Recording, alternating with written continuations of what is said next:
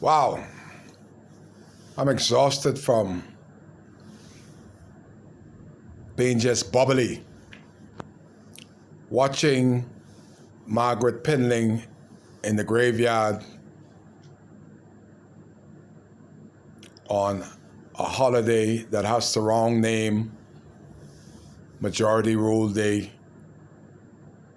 that the leaders of the day ain't got no shame because all that their former leaders have done, Hubert, Perry,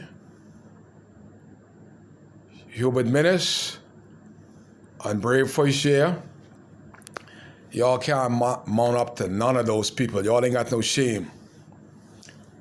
And I am so appreciative of Margaret Pinling for manning up and showing that she got more balls than all of them to come at her husband's grave talking fool and doing fool.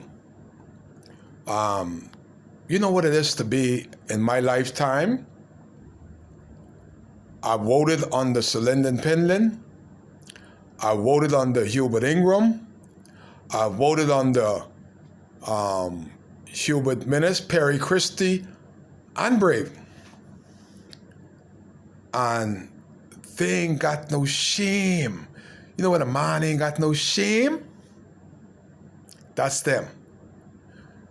They are, I don't know how long Pinling being dead, but they are still living on the legacy of Sir Lyndon Pinling.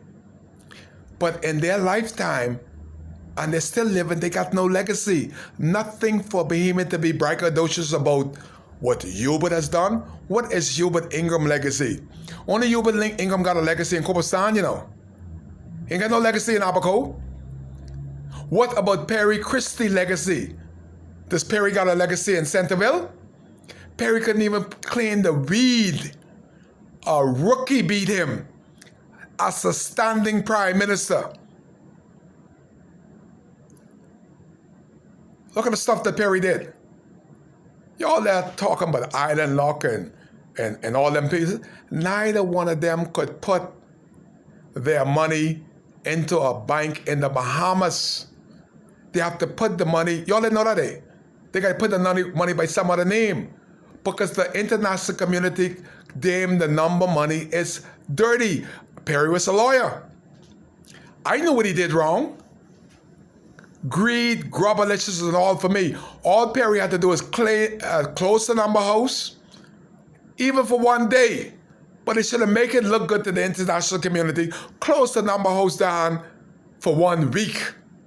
Then pass the law.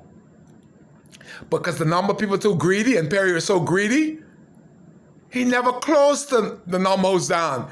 And he passed new legislation. And because he didn't close it down, that dirty money is forever mixing the clean money. And Perry ought to know because he's a lawyer. And he got lawyers all around him, but they're greedy. So what Perry's legacy was? Nothing. You move on to him. The fellow got, I didn't even know how to describe Minnis anymore. He was just garbage, total garbage. Hubert Minnis. What is his legacy? Coming to Abaco after the hurricane and going down his little reservation like an Indian. I was in the Jehovah's Witness dedication service and I get tear up because the Jehovah's Witness was coming in looking for the friends. That's what they called the Jehovah's Witness. They call them friends. I never heard that word put that way. And they came in and collected their people and gone. And Bahamas Air came in and charging people to be evacuated. That's Hubert Minnis' legacy. If Kai was in charge like Darren, I would have asked Minnis to stop Bahamas Air throughout the Bahamas and bring every available Bahamas Air plane. You know, we slept on the airport, some of us slept on the airport 2 and 3 days. 5,000 people, and Bahamas Air is going to other destiny in the Bahamas in America, and Hubert Minnis and Darren Henfield, and they had the God gumption to get us off the mosquito-driven, no food, no water, no bathroom on the airport for 3 days while the Jehovah's Witnesses coming in and picking up their friends.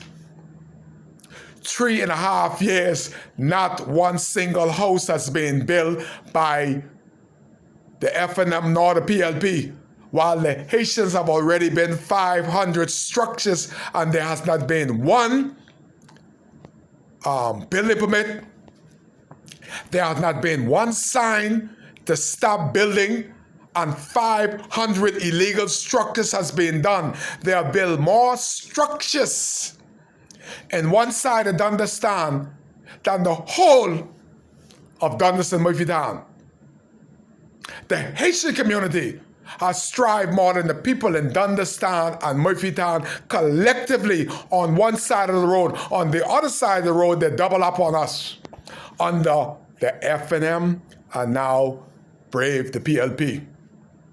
So what legacy are they leaving? Brave, you're under your second year now.